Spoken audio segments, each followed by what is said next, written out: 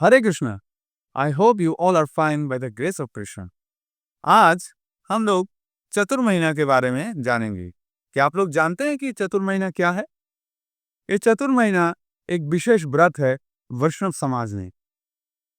वैष्णव समाज या गौड़ीय परंपरा ये चतुर्महीना कुछ विशेष रूप से भगवान का कृपा आशीर्वाद प्राप्त करने के लिए वो लोग पालन करते हैं।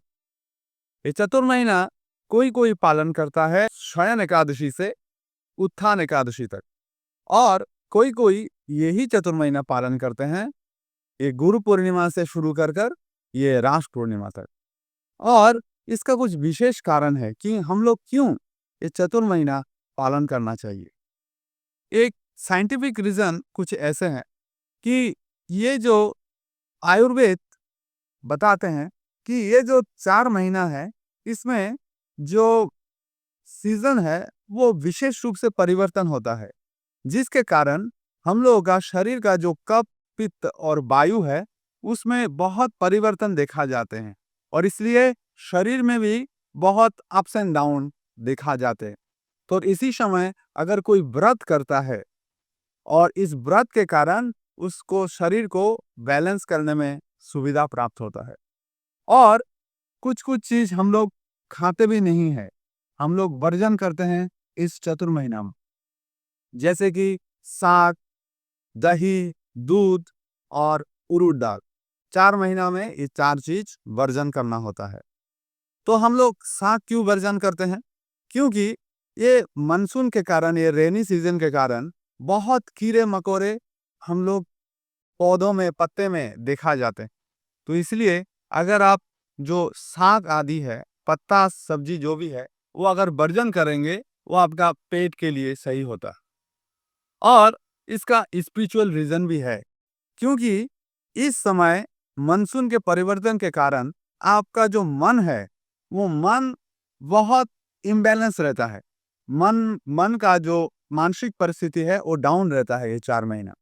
और इस समय आप अगर अपने मन को मेडिटेशन करना, साधन भजन करना, भगवान की प्रपत्ति करना, भक्ति करना उसमें लगाएंगे तो ये मन बैलेंसिंग करने में उसको सुविधा प्राप्त होता है हम लोग।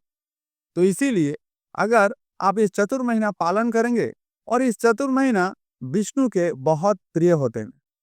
और एक कारण है कि इस चतुर्महीना में जो विष्णु है वो शयन एकादशी के समय वो योग निद्रा में जाते हैं, और इसीलिए ये 4 महीना कोई भी आध्यात्मिक कोई भी शादी वगैरह ऐसा अनुष्ठान, कोई उत्सव पालन नहीं किया जाता है।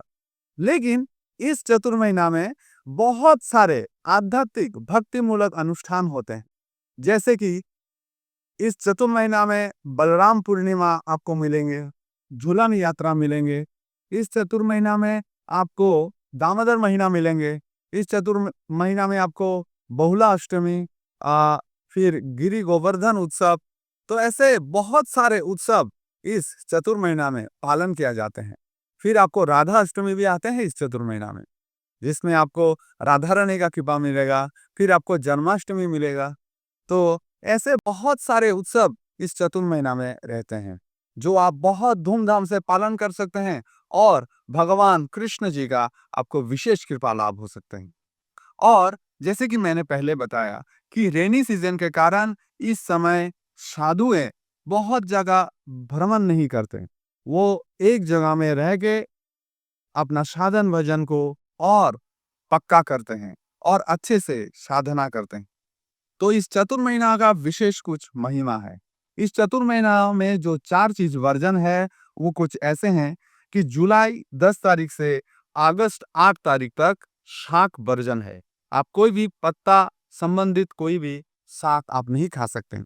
और अगस्त 9 से सितंबर 6 तक आपको दही खाना वर्जन होता है। और सितंबर 7 से अक्टूबर 6 तक आपको दूध लेना वर्जन है। और अक्टूबर 7 से नवंबर 4 तक उड़द दाल खाना वर्जन है। तो ऐसे अगर आप इस चतुर्महीना का पालन करना चाहते हैं, तो इस चतुर्महीना में आप बहुत ज्यादा आध्यात्मिक अनुष्ठान करते हैं, तो आपको विष्णु जी का विशेष कृपा लाभ हो सकता है। और अगर आप विष्णु या कृष्ण भक्ति में आगे प्रगति करना चाहते हैं तो इस चतुर्महीना विशेष है। और इस महीना आप ज्यादा से ज्यादा भगवान का नाम जप करना, भगवान का भक्ति मूलक सेवा करना, साधना अच्छा से करना, सुबह जल्दी उठना, कोई तीर्थ स्थान में जाके वहीं में कुछ समय रहना, तीर्थ जो नद नदी है उसमें जाके अवगाहन करना, नहाना, स्नान आदि करना, और जो शास्त्र संबंधित जो भी ग्रंथ है, ये ग्रंथ अच्छे से पढ़ना। ऐसे अगर आप भक्ति मूलक अनुष्ठान इस चतुर्महीना में करते हैं तो भगवान कृष्ण का आप विशेष कृपा लाभ कर सकते हैं। तो मैं आशा रखता हूं कि आप लोग, हम लोग सभी मिलके इस चतुर्महीना को बहुत प्रेम से, भक्ति से पालन करेंगे और भगवान कृष्ण का विशेष कृपा लाभ करेंगे। बहुत बहुत धन्यवाद। चतुर्महीना का आप सभी को बहुत बहुत शुभेच्छा। हरे कृष्णा, हरे कृष्णा, कृष्णा कृष्णा, हरे हरे, हरे राम, राम राम, हरे हरे।